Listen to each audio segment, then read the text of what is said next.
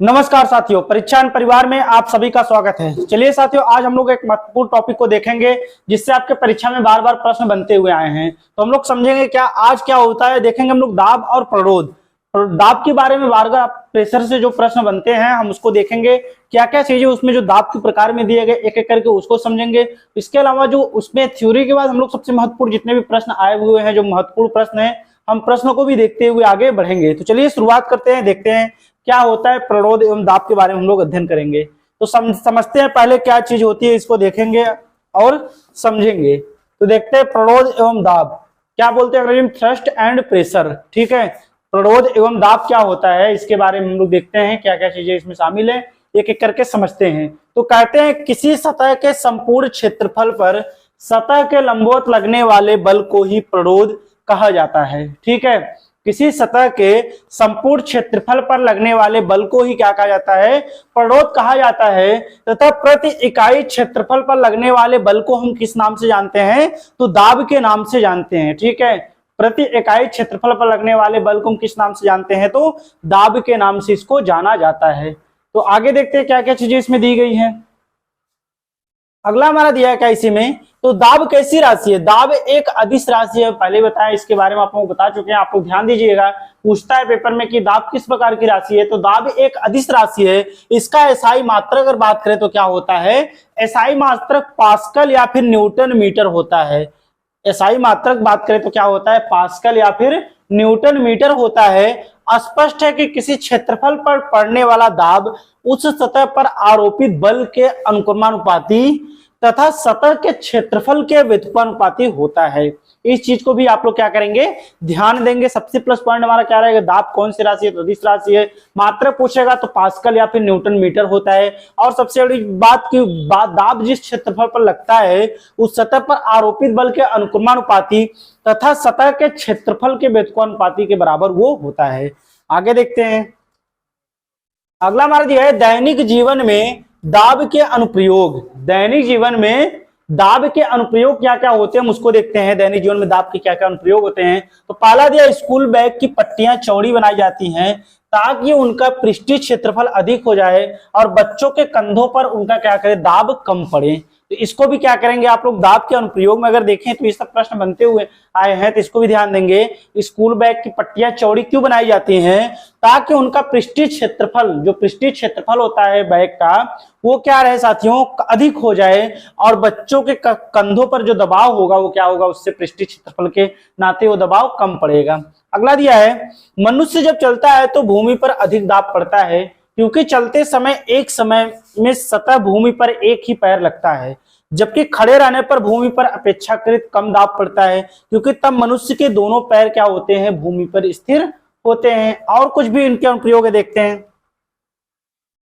ये दिया है, सुई एवं कीलों का एक सिरा नुकीला होता है ताकि पृष्ठीय क्षेत्रफल जो उसका हो वो कम रहे और वे सरलता से कपड़ों एवं दीवारों में प्रवेश कर सके। सुई एवं कीलो वाला ये प्रश्न आपका पूछा गया है कि किसके कारण होता है, तो उसका जो पृष्ठीय क्षेत्रफल होता है उसी के कारण क्या होता है, सुई एवं जो सुई और जो कील देखेंगे उसका जो सिरा बनता है वो क्या होता है, नुकीला बनाया जाता है। अगला हमारा है, ट्रैक्टरों के टायर चौड़े होते हैं जिससे रेतीली एवं दलदली भूमि में ट्रैक्टरों द्वारा कम दबाव लगता है, अतः वे दलदली व रेतीली भूमि में बिना धंसे क्या होते हैं, गति कर पाते हैं।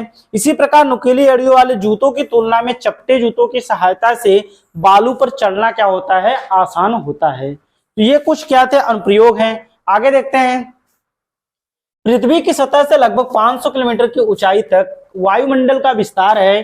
किसी स्थान के इकाई क्षेत्रफल बात करें 1 वर्ग मीटर पर, उस स्थान से वायुमंडल के शीर्ष तक, शीर्ष स्तंभ तक उसका जो कुल भार होता है उस स्थान पर ही वही वायुमंडलीय दाब हुआ कहलाता है। इसको भी ध्यान देंगे। आगे देखते हैं, वायुमंडलीय दाब पृथ्वी की सतह से ऊंचाई बढ़ने पर कम हो जाता है। वायुमंडलीय दाब पृथ्वी की सतह से ऊंचाई पर बढ़ने पर कम हो जाता है। इससे भी क्या होता है, आपके प्रश्न बनते हैं। इस चीज को ध्यान देंगे कि वायु दाब जो होता है पृथ्वी की सतह से जितने ऊंचाई पर बढ़ेंगे उसका दबाव क्या होगा, कम हो जाएगा। यह किसी भी स्थान पर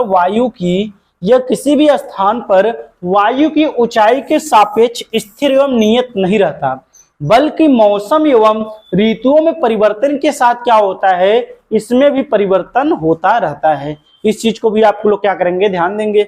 बढ़ते हैं आगे, देखते हैं अगला दिया वायुमंडलीय दाब का मापन पारद या फिर बैरोमीटर के द्वारा किया जाता है, इसलिए इसे क्या कहा जाता है, बैरोमेट्रिकल दाब कहा जाता है। बैरोमेट्रिक दाब क्यों कहा जाता है, कि वायुमंडलीय दाब का मापन किसके द्वारा करते हैं, तो बैरोमीटर के द्वारा कहा जाता है, इसलिए इसे क्या कहते हैं, बैरोमेट्रिक दाब भी कहते हैं। बैरोमेट्रिक दाब के नाम से भी इसको जाना जाता है। आगे दिया है समुद्र तल पर वायुमंडलीय दाब 1.013 गुणे 10⁵5 पास्कल होता है, जिसे क्या कहते हैं, एक एटम्स के व्यक्त किया जाता है। और एक एटम दाब बराबर कितना होता है, 760 मिमी पारा स्तंभ के दाब के बराबर ये होता है। इसको भी आप लोग क्या करेंगे, ध्यान देंगे। खासकर इसको ध्यान देंगे कि वायुमंडलीय दाब का जो पास्कल में मान होता है कितना होता है, 1.013 गुणे 10⁵5 पास्कल या फिर 101325 पास्कल होता है।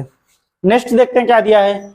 अगला हम समझेंगे दाब के प्रकार में गेज दाब। बार बार पूछा जाता है कि गेज प्रेशर क्या होता है, गेज दाब क्या होता है, इसको देखते हैं। तो गेज दाब वायुमंडलीय दाब के सापेक्ष मापा जाता है। यह किसी निकाय तथा वायुमंडलीय दाब में, यह किसी निकाय या वायुमंडलीय दाब में अंतर को दर्शाता है। कौन, तो हमारा गेज माप। अगला दिया है परम दाब बराबर वायुमंडलीय दाब प्लस गेज दाब। ये क्या करता है, इस चीज को ये दर्शाता है। अगला, यदि किसी निकाय का दाब वायुमंडलीय दाब से, यदि किसी निकाय का दाब वायुमंडलीय दाब से अधिक है तो गेज दाब का मान धनात्मक, तथा यदि वायुमंडलीय दाब से कम है तो उसका मान क्या हो जाएगा, ऋणात्मक होता है। और गेज दाब को परम दाब तथा वायुमंडलीय दाब के अंतर के रूप में भी दर्शाया जाता है। इस चीज को भी ध्यान देंगे कि गेज दाब को परम दाब और वायुमंडलीय दाब के अंतर के रूप में भी दर्शाया जाता है। बढ़ते हैं आगे, देखते हैं अगला हमारा दिया है वाहनों के टायर में वायु दाब मापने के लिए गेज दाब संकल्पना का ही प्रयोग किया जाता है। वायुमंडल की बात करें तो टायर जो हमारे होते हैं उसमें क्या होता है, वाहनों के टायर में वायु दाब अगर मापने के लिए गेज दाब संकल्पना का ही प्रयोग किया जाता है, तथा इसके लिए टायर प्रेशर गेज यंत्र का उपयोग किया जाता है। इस चीज को ध्यान देंगे कि जो टायर जो प्रेशर जो होता है उसको मापने के लिए किसका, तो गेज दाब का प्रयोग किया जाता है। यह टायरों के वायु दाब को क्या बोलते हैं, पाउंड फोर्स पर सेकेंड स्क्वायर, मतलब स्क्वायर इंच में व्यक्त करता है, अर्थात शॉर्ट में बोले तो PSI के रूप में। ठीक है, नेक्स्ट दिया है परम दाब। परम दाब क्या होता है, इसको देखते हैं। समुद्र तल पर वायुमंडलीय दाब क्या होता है, सर्वाधिक होता है, और ऊंचाई बढ़ने के साथ साथ इसमें क्या होती है, कमी आती है। वह स्थान जहां वायुमंडलीय दाब समाप्त हो जाता है वही हमारा क्या कहलाता है, वैक्यूम अर्थात निर्वात वह कहलाता है। आगे देखते हैं, निर्वात में वायुमंडलीय दाब कितना हो जाता है, तो शून्य हो जाता है। इस चीज को भी ध्यान देंगे कि निर्वात में जो वायुमंडलीय दाब होता है वो क्या होता है, शून्य हो जाता है। इस प्रकार निर्वात के दाब के सापेक्ष मापा गया दाब परम दाब कहलाता है। निर्वात के सापेक्ष मापा गया जो दाब होता है वही हमारा कौन सा दाब कहलाएगा, तो परम दाब कहलाएगा। अगला हमारा इसे PABS से प्रदर्शित किया जाता है। आगे देखते हैं, परम दाब का मान वायुमंडलीय दाब तथा गेज दाब का योग होता है। जो परम दाब का मान होता है वो कितना होता है, तो वायुमंडलीय दाब और गेज दाब के योग के क्या होता है, वो हमेशा बराबर होता है। बढ़ते आगे, देखते हैं अगला हमारा दिया अवकलन दाब। अगला हमारा दिया है अवकलन दाब क्या होता है, डिफरेंशियल प्रेशर क्या होता है। अवकलन दाब किसी एक निकाय के दो बिंदुओं पर, अवकलन दाब किसी एक निकाय के दो बिंदुओं पर दाब के अंतर के रूप में परिभाषित किया जाता है। यह क्या होता है, दो भिन्न भिन्न स्थानों पर या दो भिन्न भिन्न स्थानों के मध्य दाबांतर को दर्शाता है। इसका प्रयोग विशेष रूप से मौसम संबंधित गणनाओं तथा, इसका प्रयोग किसमें होता है, तो मौसम संबंधित गणनाओं तथा गैसों के दाब परिवर्तन के मापने में किया जाता है। इस चीज को भी ध्यान देंगे। तो अवकलन दाब अथवा दाबांतर बराबर बिंदु 1 पर दाब माइनस बिंदु 2 पर दाब, ये होता है हमारा किसको, तो मापने के लिए इसका प्रयोग किया जाता है। अगला देखेंगे द्रवों में दाब। द्रवों में दाब क्या होता है, इसको समझते हैं। गहराई बढ़ने पर द्रव का दाब बढ़ता जाता है तथा द्रव का घनत्व जो होता है वह किस पर निर्भर करता है, बात करें तो गुरुत्वीय त्वरण पर क्या करता है, वो निर्भर करता है। द्रव के अंदर किसी बिंदु पर द्रव के कारण पड़ने वाला दाब, द्रव की सतह से उस बिंदु की गहराई, द्रव घनत्व तथा गुरुत्वीय त्वरण के गुणनफल क्या होता है, हमेशा वह बराबर होता है। इस चीज को भी आप लोग क्या करेंगे, ध्यान देंगे। चलिए देखते हैं आगे इसमें क्या वो चीजें दी गई हैं। अगला देखेंगे पास्कल का दाब संबंधित नियम। पूछा जाता है आपके एग्जाम में, पास्कल के दाब संबंधित नियम से भी प्रश्न आपके एग्जाम में बनते हैं। तो देखते हैं, गुरुत्वीय प्रभाव की अनुपस्थिति में द्रव के अंदर, गुरुत्वीय प्रभाव की अनुपस्थिति में द्रव के अंदर क्या होता है, प्रत्येक बिंदु पर समान दाब क्या होता है, कार्य करता है। परंतु गुरुत्वीय प्रभाव की उपस्थिति में समान गहराई पर स्थित सभी बिंदुओं पर द्रव का दाब एक समान होता है। जब किसी बर्तन में बंद द्रव के किसी भाग पर बाह्य बल, जब किसी बंद बर्तन में किसी द्रव के द्वारा क्या होता है, उसके किसी भाग पर बाह्य बल आरोपित किया जाता है, तो यह बल बिना क्षय के क्या होता है, सभी दिशाओं में समान रूप से संचरित इसमें हो जाता है। यही इसमें कहता है हमारा नियम जो दिया है। जिसमें उदाहरण देखिए क्या होता है, हाइड्रोक्लोरिक लिफ्ट जो होती है आपकी, ये इसके अंतर्गत आती है पास्कल के दाब के नियम। हाइड्रोक्लोरिक ब्रेक एवं हाइड्रोक्लोरिक प्रेस पास्कल सिद्धांत के भी कार्य करते हैं। इस चीज को आप उदाहरण जो दिए इसको जरूर ध्यान से देखिएगा। बढ़ते आगे, अगला है द्रव उत्क्षेप अथवा उत्प्लावन बल। ये क्या होता है, किसी वस्तु को द्रव में आंशिक या पूर्ण रूप से डुबाने पर द्रव द्वारा वस्तु पर ऊपर की ओर एक बल लगाया जाता है। द्रव उस वस्तु पर लगाया गया बल वह क्या होता है, उत्प्रेक्ष बल अथवा उत्प्लावन बल, वही हमारा क्या कहलाता है। इस चीज को भी ध्यान देंगे, उत्प्लावन बल क्या होता है। तो किसी वस्तु को द्रव में आंशिक या पूर्ण रूप से डुबाने पर द्रव उस वस्तु पर क्या करता है, उसके ऊपर एक बल लगाता है, उसके ऊपर एक बल लगाया जाता है।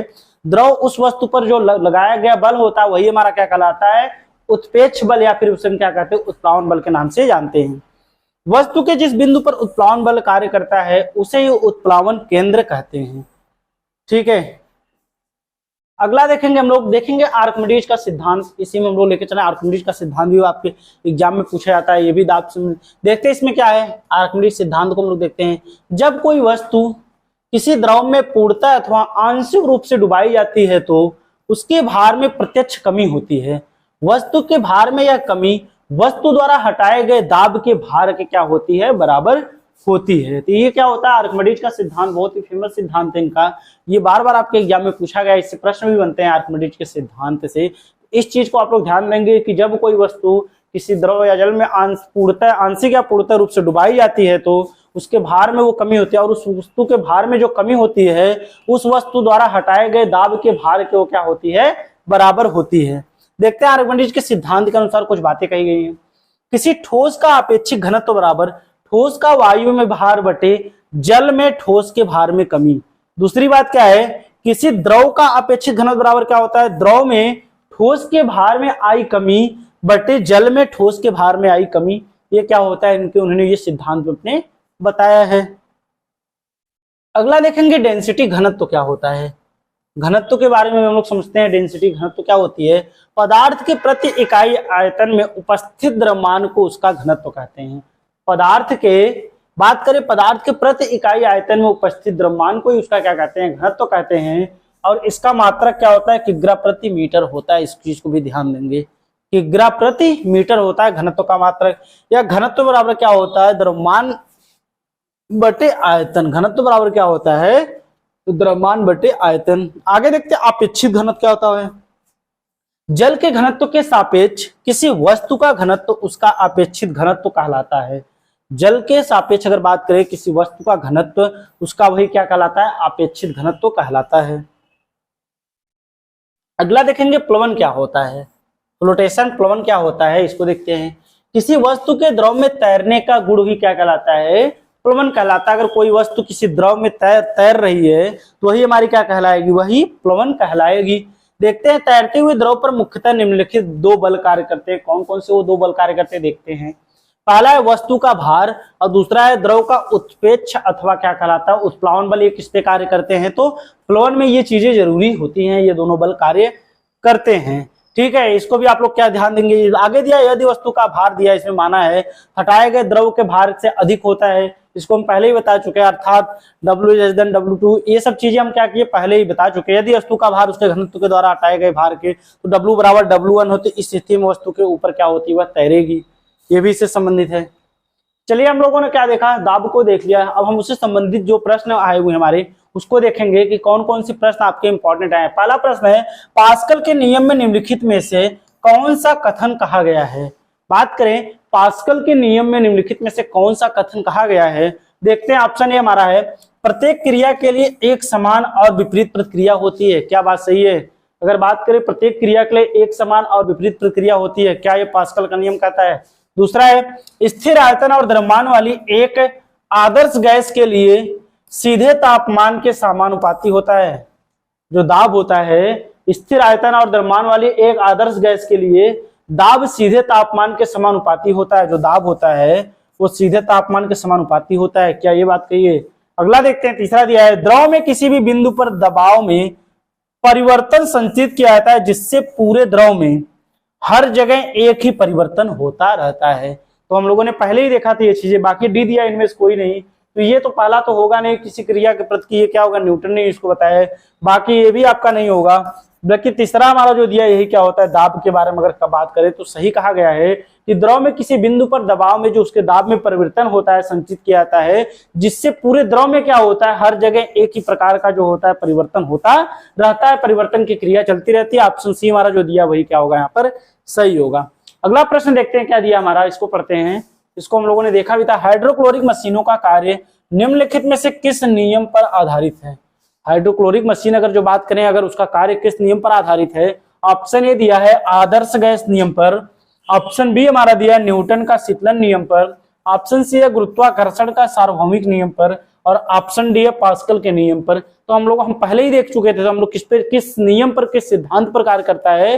तो ये पास्कल का दाब का जो नियम, जो सिद्धांत दिया उन्होंने, उस पे ये क्या करता है? ये कार्य करता है। तो हमारा यही वाला ऑप्शन जो डी दिया है, यही वाला ऑप्शन हमारा क्या होगा? यहाँ पर सही होगा कि हाइड्रोक्लोरिक मशीन जो होती है किस सिद्धांत पर कार्य करती है? तो पास्कल के नियम पर वो कार्य करती है। अगला प्रश्न देखते हैं, दाब की एसआई इकाई क्या है? दाब की एसआई पद्धति मात्रा क्या इकाई क्या होती है? देख लेते हैं। पहला दिया है केल्विन, बी है कैंडेला, सी है पास्कल और डी है जूल। तो हम पहले ही बता चुके हैं कि सब एक एक चीज का क्या होता है, बताएं पहले से। तो पास्कल, इसमें देखेंगे आप लोग, दाब का एसआई मात्रा पास्कल या फिर क्या होता है? न्यूटन मीटर होता है। ठीक है, एक एक करके आप लोगों को पहले ही बता चुके हैं। अगला देखते हैं, इसमें आपको पता होगा केल्विन किसका है तो ताप का है, कैंडेला किसका है इसको तो मोल का, इसका जूल किसका है तो कार्य का है। इसको भी देख लीजिएगा। ऑप्शन हमारा जो होगा सी इसमें सही होगा। अगला प्रश्न देखते हैं, उस उपकरण का नाम बताइए जिसका उपयोग दबाव मापने के लिए किया जाता है। किसका उपयोग दबाव या दाब मापने के लिए किया जाता है? तो कौन सा उपकरण होता है? क्या वोल्ट मीटर होता है? ऑप्शन बी हमारा दिया है ओडोमीटर होता है, ऑप्शन सी बैरोमीटर और ऑप्शन डी एमीटर होता है। तो दाब मापने का जो कार्य किया जाता है तो उसके लिए किसका प्रयोग किया जाता है? तो बैरोमीटर का प्रयोग किया जाता है। हमारा तीसरा वाला ऑप्शन जो दिया है यही क्या होगा? यहाँ पर सही होगा। दाब मापने के लिए किसका प्रयोग किया जाता है? तो बैरोमीटर का प्रयोग किया जाता है। अगला प्रश्न देखते हैं क्या हमारा, अपेक्षित घनत्व से पूछा। अपेक्षित घनत्व क्या होता है इसके बारे में देखते हैं। तो वस्तु का घनत्व बटे 4 डिग्री सेल्सियस पर पानी का घनत्व होता है अपेक्षित घनत्व। बी है वस्तु का एकांक आयतन का भार बटे 4 डिग्री सेल्सियस में पानी के एकांक आयतन का भार होता है। सी हम देखते हैं वस्तु के एकांक आयतन का द्रव्यमान बटे 4 डिग्री सेल्सियस में पानी के एकांक आयतन का द्रव्यमान होता है, या फिर उपयुक्त तीनों होता है। तो इसमें क्या होता है? आयतन, द्रव्यमान और इसके बाद जो पानी का घनत्व होता है, तीनों क्या होते हैं? हमारे अपेक्षित घनत्व में शामिल होते हैं। तो ये बी सी जो तीनों ऑप्शन दिया, तीनों किसके अपेक्षित घनत्व के संदर्भ में सही होंगे। तो इसमें तीनों दिया है, डी में हमारा यही क्या होगा? यहाँ पर सही हो जाएगा। ऑप्शन डी उपयुक्त तीनों इसके संदर्भ में सही कहेगा। अगला प्रश्न देखते हैं, ऊंचाई बढ़ने के साथ वायुमंडलीय दाब। हम लोगों ने थ्योरी में पढ़ा भी था इसको। तो ऊंचाई बढ़ने के साथ वायुमंडलीय दाब क्या होता है? बढ़ जाता है। ऑप्शन बी है घट जाता है, ऑप्शन सी है पहले बढ़ता है फिर घट जाता है, ऑप्शन डी अपरिवर्तित रहता है। तो हम बता चुके पहले, ऊंचाई बढ़ने के साथ साथ क्या होता है? वायुमंडलीय दाब क्या हो जाता है? हमारा घट जाता है। ऑप्शन बी वाला जो दिया है वही क्या होगा? यहाँ पर सही होगा। वायुमंडलीय दाब क्या होता है? तो घट जाता है। नेक्स्ट प्रश्न देखते हैं क्या हमारा, कभी कभी अधिक ऊंचाई पर पर्वतारोहियों के नाक से खून बहने लगता है, यह किसके कारण से होता है? कभी कभी अधिक ऊंचाई पर जो जाते हैं पर्वतारोही, उनके नाक से खून बहने लगता है, यह किसके कारण से होता है? इसको देखते हैं। ऑप्शन ए है अधिक वायुमंडलीय दाब के कारण, ऑप्शन बी है ऊंचाई पर रक्त दाब बढ़ जाता है, ऑप्शन सी है ऊंचाई पर खून पतला हो जाता है, ऑप्शन डी है कम वायुमंडलीय दाब के कारण। इसमें क्या होगा कि कभी कभी जो पर्वतारोही होते हैं अधिक ऊंचाई पर अगर वो जाते हैं तो उनके नाक से क्या होता है, खून बहने लगता है। किसके कारण होता है? क्या अधिक वायुमंडलीय दाब के कारण? जी नहीं। बात करता है ऊंचाई पर खून पतला, ये भी नहीं होगा, कम वायु, बल्कि क्या होगा, ऊंचाई पर रक्तदाब क्या हो जाता है, वहां पर वो बढ़ जाता है। ठीक है, ऑप्शन बी हमारा जो दिया वही क्या होगा यहाँ पर सही होगा, कि ऊंचाई पर जब वो बढ़ते हैं तो उनका जो रक्तदाब होता है वो क्या होता है, बढ़ने लगता है। अगला प्रश्न देखते हैं, वेंचुरी मीटर का प्रयोग किसके मापन में किया जाता है? वेंचुरी मीटर का प्रयोग किसके मापन में किया जाता है? ऑप्शन ए हमारा क्या कहता है कि द्रव का घनत्व, ऑप्शन बी हमारा द्रव का श्यानता, ऑप्शन डी है, सी है द्रव का बहाव, और डी हमारा क्या कहता है, ध्वनि की चाल। बात करें किसकी, तो वेंचुरी मीटर की। इसको आप लोग ध्यान दीजिएगा, पूछा गया प्रश्न है कि वेंचुरी मीटर का प्रयोग किसके मापन में किया जाता है, तो ये आपके किसके मापन में, द्रव के बहाव का मापन में किया जाता है। ठीक है, ऑप्शन सी हमारा जो दिया वही क्या होगा यहाँ पर सही होगा। नेक्स्ट प्रश्न देखते हैं, निम्नलिखित में से कौन सा कथन श्यानता के विषय में सही नहीं है? निम्नलिखित में से कौन सा कथन श्यानता के विषय में सही नहीं है, पूछा है। ऑप्शन पहला दिया है, यह तरल पदार्थ का वह गुणधर्म है जिसके कारण यह इसके आसन्न परतों के बीच संबंधित गति का विरोध करता है। बी है, श्यानता गैसों का गुणधर्म नहीं है। सी है, तरल की श्यानता दबाव में वृद्धि के साथ कम होती है, और डी है, एक आदर्श द्रव की श्यानता शून्य होती है। तो पूछा है सही नहीं है, तो क्या होगा हमारा, यह तरल पदार्थों का गुणधर्म जिसके कारण इसके आसन्न परतों के बीच संबंध होता है, ये हमारा गति विरोध करता है, बिल्कुल सही है। और क्या है, श्यानता गैसों का गुणधर्म नहीं है, बिल्कुल गलत है साथियों। तरल की श्यानता दबाव में वृद्धि के साथ साथ कम होती है, ये भी आपका गलत होगा। एक आदर्श द्रव की श्यानता जो होती है हमेशा शून्य होती है, क्या होता है, आपके बात सही है। तो पूछा है गलत, तो बी और सी हमारा दिया है किसमें, तो ऑप्शन चौथे वाले में जो दिया है बी और सी, यही क्या होगा यहाँ पर सही होगा। सही नहीं पूछा तो यहाँ पर वही सही होगा। अगला प्रश्न देखते हैं कि जब हम एक ड्रॉपर के बल्ब को जल में रखें, नोजल से दबाते हैं, तब ड्रॉपर में वायु बुलबुले के रूप में बाहर निकलती दिखाई देती है। जैसे कि ही हम बल्ब पर दाब छोड़ते हैं तो ड्रॉपर में जल भर जाता है। ड्रॉपर में जल का बढ़ना, ड्रॉपर में जल का बढ़ना किसके कारण होता है? क्या जल के दाब के कारण है, क्या पृथ्वी का गुरुत्वाकर्षण के कारण है, या रबड़ बल्ब का आकार के कारण, या फिर वायुमंडलीय दाब के कारण? तो अगर बात करें इसके परिप्रेक्ष्य में तो हमारा डी वाला ऑप्शन जो दिया वही क्या होगा सही होगा। किसके कारण क्या हो जाता है, उसका दाब बढ़ता है, तो वायुमंडलीय दाब के कारण क्या हो जाता है, हमारा जो ड्रॉपर बल्ब होता है उसका दाब क्या होता है, बढ़ जाता है। अगला प्रश्न देखते हैं, निरपेक्ष दाब शब्द से आप क्या समझते हैं? निरपेक्ष दाब शब्द से आप क्या समझते हैं? ऑप्शन ए है, यह औसत समुद्र पर वायुमंडलीय दाब है। बी है, यह किलोग्राम प्रति सेंटीमीटर स्क्वायर सेकंड में व्यक्त वायुमंडलीय दाब है। सी है, यह वायुमंडलीय दाब और गेज दाबों के बीजगणितीय योग के बराबर होता है, बराबर दाब है। सी डी हमारा चौथा क्या कहता है, यह दाब मापने वाले यंत्र के गेज पर जाने वाला दाब है। तो हम निरपेक्ष दाब पहले बता चुके हैं कि यह वायुमंडलीय और गेज दाबों के बीजगणितीय योग का दाब के बराबर होता है। हमारा सी वाला ऑप्शन जो दिया वही क्या होगा यहाँ पर सही हो जाएगा। अगला प्रश्न देखते हैं, यह कथन कि किसी तरल पदार्थों में पूर्णतः या आंशिक रूप से डूबे हुए पिंड पर ऊपर की ओर, डूबे हुए पिंड पर ऊपर की ओर उत्प्लावन बल कार्य करता है, जो पिंड द्वारा विस्थापित उस द्रव के भार के बराबर होता है, यह किससे संबंधित है, किस सिद्धांत से संबंधित है? ऑप्शन पहला दिया है आर्किमिडीज का सिद्धांत, बी है बर्नौली का सिद्धांत, सी है बीयर लैम्बर्ट का सिद्धांत, और डी है पास्कल का नियम। तो बात करें, हम पहले बता चुके हैं किसी द्रव, किसी वस्तु को, अगर किसी वस्तु को किसी द्रव या जल में पूर्णतः आंशिक रूप से डुबाई जाती है तो उसके भार में कमी होती है, और उसके भार में जो कमी होती है उस वस्तु द्वारा हटाए गए दाब की वो क्या होती है, बराबर होती है। ये आर्किमिडीज का सिद्धांत, ऑप्शन पहला ही हमारा जो होगा ये क्या कहता है, ये पहला वाला ऑप्शन आर्किमिडीज का सिद्धांत सही होगा।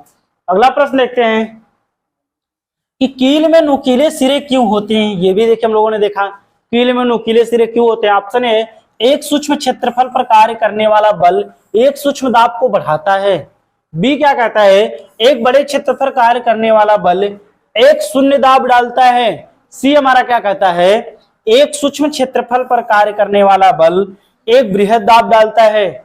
और डी हमारा कहता है, एक बड़े क्षेत्रफल पर कार्य करने वाला जो बल होता है वो क्या करता है, बृहद दाब डालता है। तो इसमें बात करें कील में नुकीले सिरे क्यों होते हैं, तो हम पहले बताए थे जो हमारा सी वाला ऑप्शन, एक सूक्ष्म क्षेत्रफल पर कार्य करने वाला जो बल होता है इसमें, वो क्या करता है, एक बृहद रूप से उस पर क्या करता है, दाब डालता है। तो हमारा सी वाला ऑप्शन जो दिया वही क्या होगा यहाँ पर सही होगा। ये आपके प्रश्न में पूछा गया, मतलब पेपर में आया हुआ प्रश्न है ये।